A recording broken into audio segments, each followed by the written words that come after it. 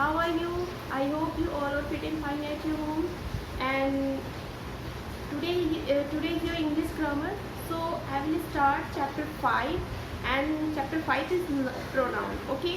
So and pronoun तो आप सभी को पता होगा because you have already study about noun. तो नाउन आप पढ़ चुके हैं. जो नाउन होता है और नाउन के बदले जो वर्ड्स हम यूज़ करते हैं सेंटेंसेस में, वो प्रोनाउन होता है. एग्जाम्पल ले लेते हैं. Sita is coming from Allahabad. She is very hard working girl. Okay. तो अब हमने सीता के बदले जो सी यूज़ किया, SHE, वो किसके लिए यूज़ किया? सीता के लिए. तो सी क्या हो गया? आपका प्रोनाउन हो गया. तो ऐसे ही प्रोनाउन यूज़ किया जाता है स्टूडेंट. तो चलिए देखते हैं. Let's see that what is pronoun. Hello students. तो आज हम स्टार्ट करेंगे chapter 5 and chapter 5 is pronoun. Okay. Pronoun and chapter 4 you have already completed. तो चैप्टर 5 आपका प्रोनाउन है. चैप्टर 5 प्रोनाउन आज समझेंगे. ठीक है. प्रोनाउन क्या होता है स्टूडेंट?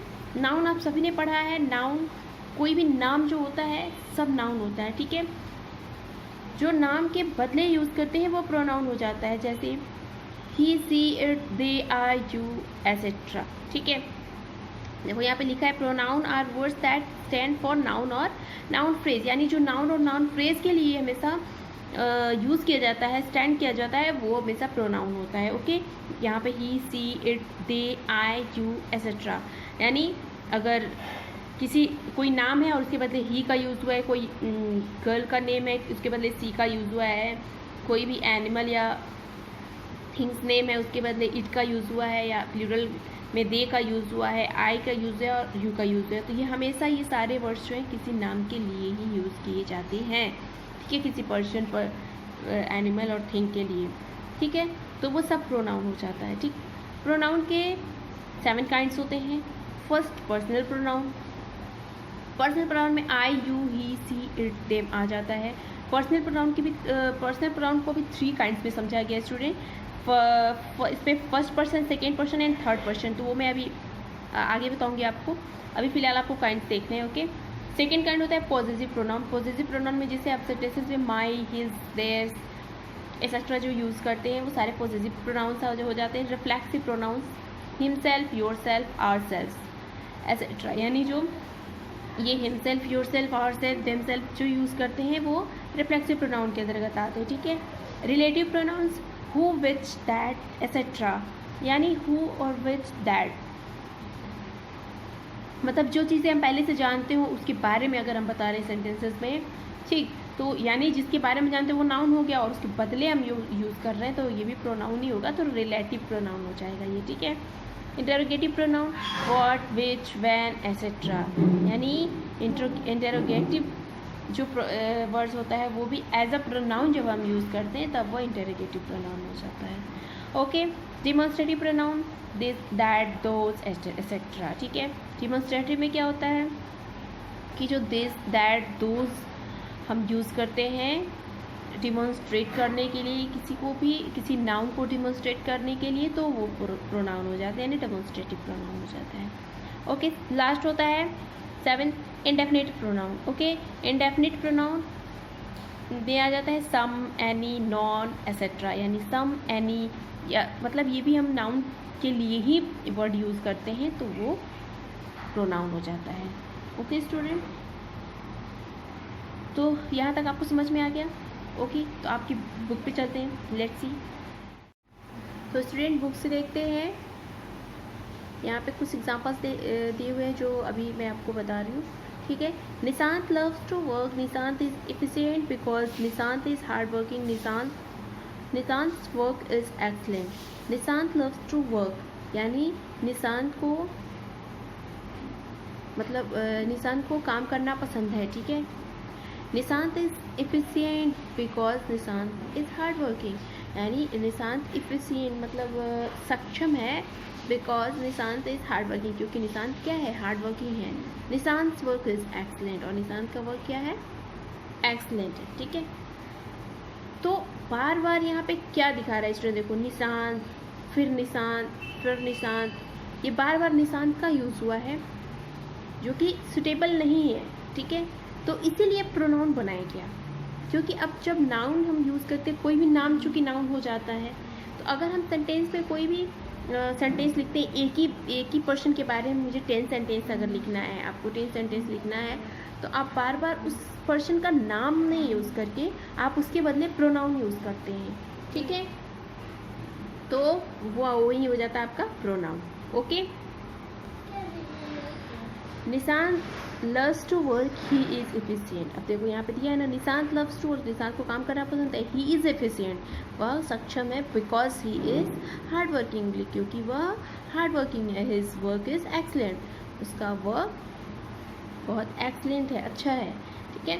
तो यहाँ पे देखो, यहाँ पे अब सुटेबल लग रहा है ये सेंटेंसेस, एक नाम है और इसके बदले हमने बार बार प्रोनाउन का यूज़ किया, तो ये हो जाता है आपका प्रोनाउन, ठीक है।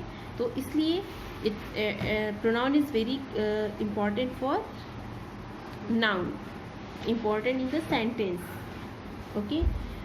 कोई भी अगर नाउन हम लिखते हैं तो उसके बदले प्रोनाउन हमारे लिए नेसेसरी होता है, ठीक है।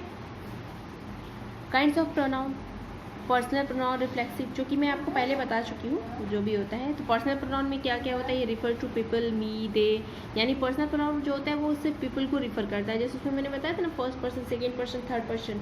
तो फर्स्ट पर्सन में आई, मी आ जाता है, सेकेंड पर्सन में यू, यूर आ जाता है, एंड थर्ड पर्सन में ही, सी, इट, दे। तो ये किसी भी पर्सन को रिफर करता है, ठीक है। Reflexive pronoun reflect to the personal pronoun, reflect to personal pronoun और noun, myself, themselves. Possessive pronoun so, position, mine, yours. And relative pronouns, possessive pronoun मतलब जो पोजीशन को शो करता है, ठीक है, जैसे mine, yours, theirs आ जाता है।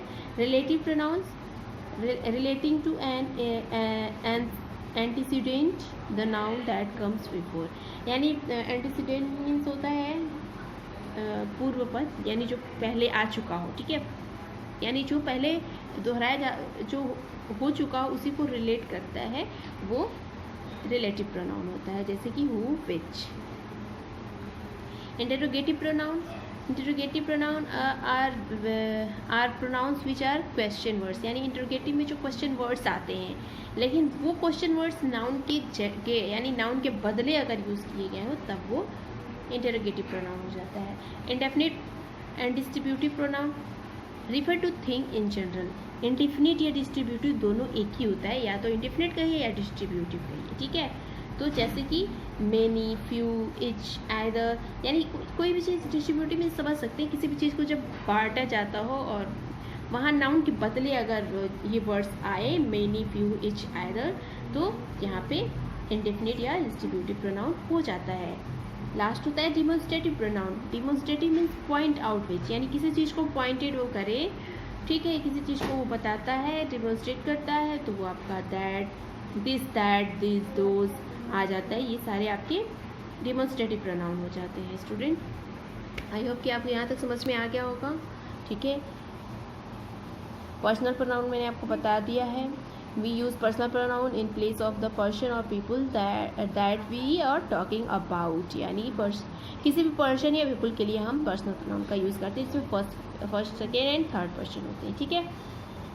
अब यहाँ पे देखिए, the various personal pronoun and their usages are given, यानी बहुत सारे पर्सनल प्रोनाउन होते हैं जिनके यहाँ यूजेज दिए गए हैं, जिसको कि सिंगुलर और प्लूरल में आपको बताया जा रहा है यहाँ पे, ठीक है। Singular first person, second person and third person. अब कौन सा सिंगुलर में आता है, कौन सा प्लूरल में आता है, यहाँ पे ये चीज़ आपको समझा रहा है, ठीक है। जैसे मेल, फीमेल, आई, मी, मेल और फीमेल दोनों के लिए यूज़ होते हैं, ठीक है। सेकेंड पर्सन में मेल एंड फीमेल दोनों के लिए यू यूज़ होता है, ठीक है। ये तो क्लियर हो गया। मेल और फीमेल के लिए यू को अलग से तो नहीं यूज़ करेंगे, लड़के के लिए भी यू यूज़ कर सकते हैं, लड़की के लिए भी यू यूज़ कर सकते हैं, और आई और मी भी सेम ऐसे ही पैटर्न पे होता है, ठीक है। थर्ड होता है मेल।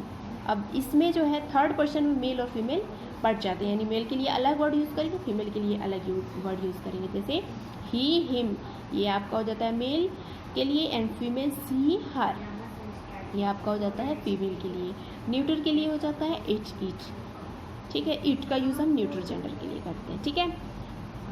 अब प्लूरल में क्या यूज़ करते हैं, फर्स्ट मेल, फीमेल, वी, अस, यानी वी का यूज़ भी हम मेल और फीमेल दोनों के लिए करते हैं। सेकेंड पर्सन में यू हमेशा प्लूरल में यूज़ होता है, तो इसमें भी मेल और फीमेल दोनों के लिए हम यू का यूज़ कर सकते हैं।